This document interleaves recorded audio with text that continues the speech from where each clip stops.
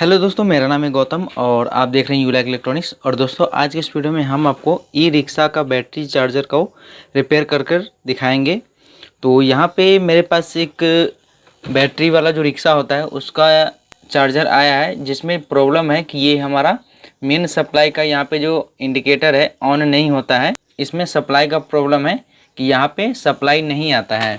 ये मुझे रिपेयर के लिए आया है। ये बहुत जगह से दिखाने के बाद मेरे पास आया है और देख सकते हैं ये काफ़ी जगह से यहाँ पे तार को काट कर इधर उधर जोड़ चुका है और फिर मेरे पास लाया है कि यहाँ पे क्या होता है कि जो इसका मेन हमारा इंडिकेटर एलईडी था वो ग्लो नहीं करता है। तो चलिए यहाँ पे थोड़ा प्रॉब्लम आपको दिखाते हैं कि जब हम इसमें सप्लाई देते हैं तो यहाँ से हम इसमें सप्लाई देते हैं तो यहाँ पे जो कूलिंग फ़ैन लगा हुआ है जो कि डायरेक्ट 220 वोल्ट एसी से चलता है, तो यहाँ पे ये सही चल रहा है और एमसीबी भी सही काम कर रहा है। लेकिन हमारा यहाँ पे एलईडी जो है मेन ग्लो नहीं करता है, तो यहाँ पे हमारा सप्लाई का प्रॉब्लम है। तो चलिए इसको किस प्रकार से रिपेयर करते हैं वो मैं आपको बताऊँगा।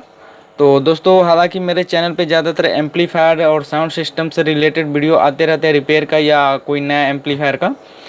लेकिन मैंने यहाँ पे इस बैटरी चार्जर को रिपेयर का वीडियो इसलिए बना रहा हूँ, हो सकता है मेरी वीडियो बनाने के बाद आपके पास भी ऐसा प्रॉब्लम होगा तो आप इसको ठीक कर सकते हैं। इसीलिए मैं चाहता हूँ कि इसका रिपेयर का वीडियो भी मैं अपलोड कर दूँ। तो चलिए इसको किस प्रकार से स्टेप बाय स्टेप चेक करेंगे कि कहाँ से हमारा फॉल्ट होगा, तो किसको चेक करना पड़ेगा, तो मैं स्टेप बाय स्टेप आपको बताऊँगा। तो वीडियो में बने रहिए। तो यहाँ पे जैसा कि आपने देखा कि हमारा जो यहाँ पे कूलिंग फ़ैन है वो हमारा बिल्कुल काम कर रहा है, मतलब हमारा जो मेन वायर है बिल्कुल ठीक है, बट यहाँ पे हमारा जो एलईडी है वो ग्लो नहीं कर रहा है। ठीक है, उसके बाद हम क्या करेंगे कि मल्टीमीटर को हम कॉन्टिन्यूटी पे रखेंगे। कॉन्टिन्यूटी पर मैंने मल्टीमीटर को रख लिया है। कॉन्टिन्यूटी पर रख लेंगे मल्टीमीटर को। उसके बाद हम इसका जो मेन पावर सप्लाई का जो वायर होगा, जो हम 220 वोल्ट एसी देते हैं मेन सॉकेट में, वो मेन वायर हम उसको बोलते हैं, उसको हम पहले चेक करेंगे। हो सकता है कि आपका मेन वायर भी ख़राब हो सकता है, तो यहाँ पे स्टेप बाय स्टेप से चेक करके बताऊंगा। तो हम पहले यहाँ पे वायर को चेक कर लेते हैं। तो इस प्रकार से लगाना है एक पिन पे, और उसके बाद ये हमारा काला वाला पिन है, तो जो हमारा काला पिन जाता है उसको हम चेक करेंगे कि हमारा वायर हम पे सप्लाई आता है कि नहीं। तो यहाँ पे हम चेक करेंगे, वो बिल्कुल सही है। और यहाँ पे हमारा जो मेन है उसको हम यहाँ पे चेक कर रहे हैं, तो मेन वाला भी हमारा बिल्कुल सही है। यहाँ पे मेन वाला भी सही है, मतलब हमारा जो मेन सप्लाई वाला वायर है वो बिल्कुल सही है। उसके बाद क्या है दोस्तों कि यहाँ पे ये बोर्ड है, और ये बोर्ड जो लगा हुआ है दोस्तों, इसका काम ये है कि जब बैटरी आपका फुल चार्ज हो जाता है तो ऑटो कट के लिए यहाँ पे ये दिया गया है। उसके बाद यहाँ पे एक छोटा सा ट्रांसफार्मर भी लगा हुआ है जो इस बोर्ड को चलाने के लिए यहाँ पे लगाया गया है। तो हो सकता है कि इस बोर्ड में प्रॉब्लम हो सकता है, इसके वजह से हमारा जो इंडिकेटर है ऑन नहीं हो रहा है, क्योंकि इंडिकेटर का जो हमारा वायर है इस बोर्ड में आता है और इस बोर्ड को सप्लाई इस छोटे वाले ट्रांसफार्मर से मिलता है। तो चलिए हम यहाँ पे पहले चेक करते हैं कि हमारा जो ट्रांसफार्मर पर सप्लाई आता है कि नहीं। क्योंकि यहाँ पे क्या होता है दोस्तों कि ये जो ट्रांसफार्मर लगा हुआ है ये यहाँ पे 220 वोल्ट एसी इस दोनों वाले वायर पे आना चाहिए। तो हम यहाँ पे 220 वोल्ट एसी को पहले हम चेक करते हैं। तो मल्टीमीटर को हम यहाँ पे एसी वाले को पॉइंट कर लेंगे 750 पे। ठीक है, उसके बाद हम इसको सप्लाई चेक करेंगे। मैंने इसमें सप्लाई दे दिया है और देख सकते हैं यहाँ पे हमारा जो फ़ैन है कूलिंग फ़ैन चालू हो चुका है। और हम मल्टीमीटर इसमें देखेंगे कि जो हमारा यहाँ पे सप्लाई आता है कि नहीं आता है ट्रांसफार्मर के इनपुट पे। तो यहाँ पे हमारा जो इनपुट पे कोई वोल्टेज शो नहीं कर रहा है, और लेकिन यहाँ पे हमारा इस वायर में हमारा वोल्टेज यहाँ पे 127 वोल्ट इसमें आ रहा है, लेकिन यहाँ पे पहुँच नहीं पा रहा है। तो इसमें होता क्या है कि दोस्तों कि न्यूट्रल का जो हमारा वायर होता है डायरेक्ट एक पिन से लगा होता है, और दूसरा जो हमारा फेज होता है पहले इस बोर्ड में जाता है और फिर इस बोर्ड से यहाँ पे मॉसफेट लगा हुआ है यहाँ पे, तो मॉसफेट से होकर इसमें जाता है। ये स्विचिंग का काम करता है एक तरह से। तो इस बोर्ड में फॉल्ट हो सकता है, नहीं तो इस ट्रांसफार्मर में, ठीक है। तो यहाँ पे हमारा सप्लाई तो आ रहा है लेकिन यहाँ से इसमें जा नहीं रहा है, ठीक है। तो यहाँ पे एक छोटा सा ट्रांसफार्मर लगा हुआ है, तो उसको हम चेक करेंगे कि यहाँ पे हमारा सप्लाई आता है कि नहीं आता है इस ट्रांसफार्मर में। तो यहाँ पे हम ट्रांसफार्मर को सिंपली क्या करेंगे कि इस जैक को हम यहाँ से निकाल लेंगे। और दोस्तों यहाँ पे आप सावधानी पूर्वक काम करें क्योंकि यहाँ पे एसी करंट चारों ओर फैला हुआ है। तो ये हुआ, ये रहा मेरा ट्रांसफार्मर का आउटपुट वाला वायर, जो कि हम इसको सेकेंडरी वायर बोलते हैं। और ये जो ट्रांसफार्मर दोस्तों हमारा 012 है 1 एम्पियर में।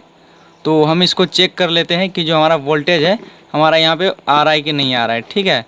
तो मैंने इस प्रॉप्स को इस ट्रांसफार्मर वाले के पिन में लगा दिया है और देख सकते हैं यहाँ पे लगभग ये हमारा यहाँ पे आउटपुट नहीं कर रहा है, ठीक है। तो ये जो हमारा ट्रांसफार्मर है उसी में हमको फॉल्ट लगता है। इस बोर्ड को 12 वोल्ट चाहिए, अगर 12 वोल्ट नहीं है तो 909 का आप 18 वोल्ट भी इसमें दे सकते हो, 0 को हटाकर।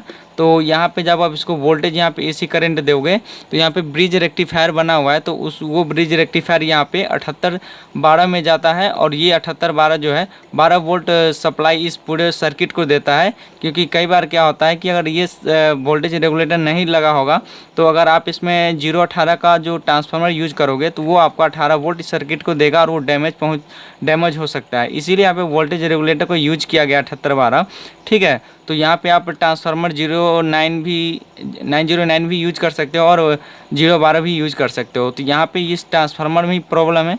तो चलिए यहाँ पे हम दूसरे ट्रांसफार्मर को यहाँ पे लगा कर देखते हैं कि हमारा सप्लाई आ रहा है कि नहीं आ रहा है, ठीक है।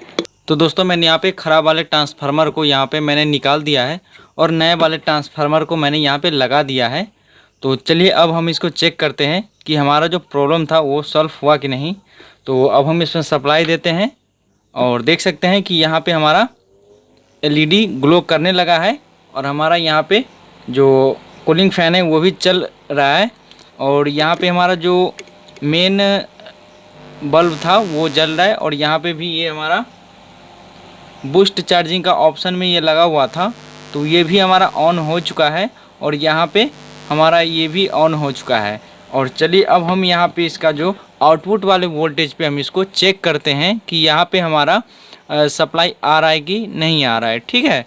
तो उसके लिए हम यहाँ पे डीसी वाले पॉइंट पे मल्टीमीटर को रख लेंगे और उसके बाद हम यहाँ पे प्रॉप्स को चेक करेंगे लगा के कि हमारा वोल्टेज यहाँ पे आउटपुट कर रहा है कि नहीं कर रहा है, ठीक है। तो यहाँ पे माइनस पे माइनस को लगा लेंगे और प्लस वाले पे प्लस को लगा लेंगे। तो आप मल्टीमीटर में देख रहे होंगे कि लगभग 56 वोल्ट और 57 वोल्ट यहाँ पे हमारा आउटपुट कर रहा है, ठीक है। तो यहाँ पे हमारा हो गया दोस्तों बिल्कुल कंप्लीट। तो दोस्तों यहाँ पे हमारा प्रॉपर वोल्टेज बना रहा है, तो इसका मतलब ये हुआ कि हमारा जो बोर्ड है बिल्कुल अच्छा से काम कर रहा है। और यहाँ पे इसमें ट्रांसफार्मर का ही प्रॉब्लम था, बाकी इसमें सब कुछ ठीक हो चुका है। और दोस्तों यहाँ पे 55-56 इसलिए वोल्टेज बता रहा है क्योंकि जो ई रिक्शा होता है उसमें बैटरी सीरीज में लगे होते हैं, इसीलिए इसको ज़्यादा वोल्टेज देना होता है, ठीक है। तो ये दोस्तों हमारा चार्जर हो गया बिल्कुल कंप्लीट। तो इस प्रकार से अगर आपके भी चार्जर में प्रॉब्लम हो तो आप स्टेप बाय स्टेप चेक कीजिए कि प्रॉब्लम कहाँ से है। आपका भी जो ई रिक्शा का बैटरी चार्जर है वो आपका बन जाएगा। तो दोस्तों हमारा वीडियो कैसा लगा तो प्लीज़ लाइक करें, शेयर करें और हमारे यूट्यूब चैनल को सब्सक्राइब करें। वीडियो देखने के लिए धन्यवाद। आपका दिन शुभ हो।